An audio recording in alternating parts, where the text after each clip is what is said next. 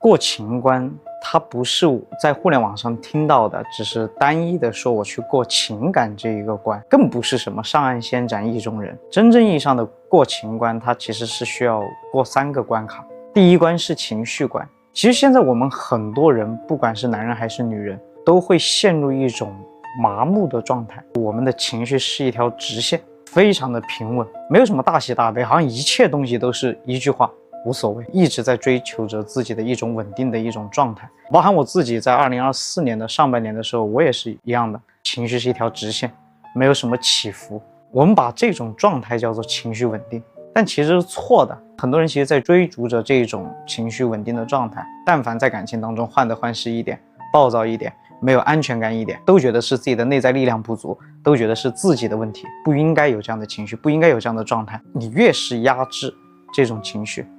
绪越会反噬你。但真正的过情绪关是打开，你得像个人，你要恢复人的这种本能的感知。比如说你看到一个电影，它让你很悲伤，我能够短暂的沉浸在这种悲伤当中，我能够去共情这一部电影，该哭就哭，想到一些不好的回忆就想到一些不好的回忆。我看到亲情的电影，我觉得很感动，我想到了我的外公，我想到了我的外婆，我想到我的爸爸妈妈，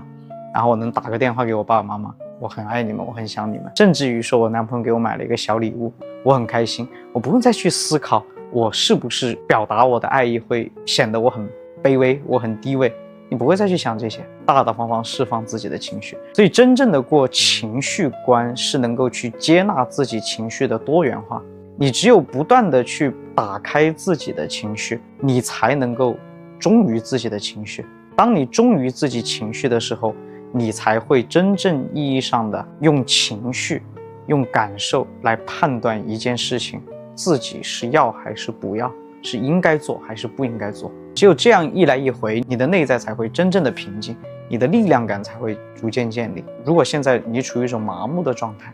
或者说你处于一种极端的状态，那么可以多出去接触大自然，去打开自己的五感。第二关是情商关。其实情商并不是说你要多么会说话的技巧，你要多么会去说漂亮话去讨好别人。情商其实就是你把自己的情绪用商量的口吻说出来，不管是好的情绪、幸福的情绪，还是不好的情绪、悲伤的情绪，你都能够用商量的口吻说出来。比如说周末的时候，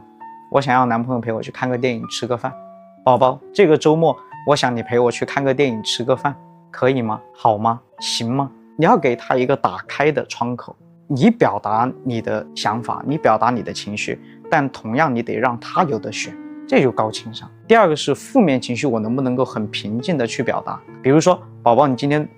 不回我消息，你今天怎么样，让我有点难受，让我不舒服，你下次有什么事情的时候，可不可以提前告诉我？当我们能够用商量的平静的语气去表达自己的内心的时候，我们就会自然而然的对别人减少攻击性。只有我们自己对别人的攻击性减少了，别人对我们的攻击性也会减少。第三关就是情欲关。只有真正的过了情欲关，才是完整的度过了情关，才能破茧成蝶。情欲关它最重要的能力是拒绝力，它有3个小点。第一个点就是克制本能。就其实恋爱它就是一种化学反应。我看到这个男生，他不管是外在还是内在，他都很优秀，然后我们2个人又聊得很来，我们又有很强的情绪价值交互，精神也可能会同频，往往都会因为这个点而非常的上头。那我们真正要去克制的地方，就是在我最上头的时候，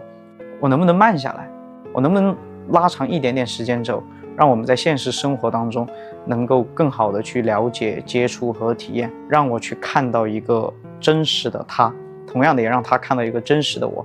我一直认为爱情它只有在理性和感性同时指向这个人的时候，这一段关系它才会更加的稳定和牢固。第二个小点是学会自救。你看，从吊桥效应的角度来讲，人在生命状态不好、能量状态很弱的时候，出现的任何一个人，你都感觉他是带着光的白马王子。但是从爱情、从人性的角度来讲，爱情它本身就是一个互相偷能量的过程。人永远只会为美好的事物而来，没有谁天生就想当英雄，没有谁天生就想当救赎者。所以我在最无力，我在最需要一个人拉我一把的时候，我能不能不朝外面伸手？我不需要别人拉我，我要自己把自己从深渊里面拉出来，直到我有好的生命状态、好的能量，再去进入一段关系。只有你自己拥有了这种黑色的生命力的时候，你在感情当中，你才能够有能量和底气去创造爱和发现爱。第3小点就是，我知道你很优秀，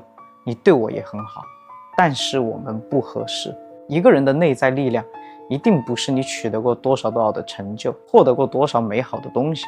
而是你到底推开过多少美好的但不适合你的人和事。你能够去抵挡这种诱惑，你能够不被动的进入感情，你能够通过自己的标准去主动的选择自己想要的生活，自己想要的人和事的时候，你的主体性才会强。所以当我们能够接纳情绪，表达情绪，坚守自己的本心的时候，你才算是真正意义上的过了情关。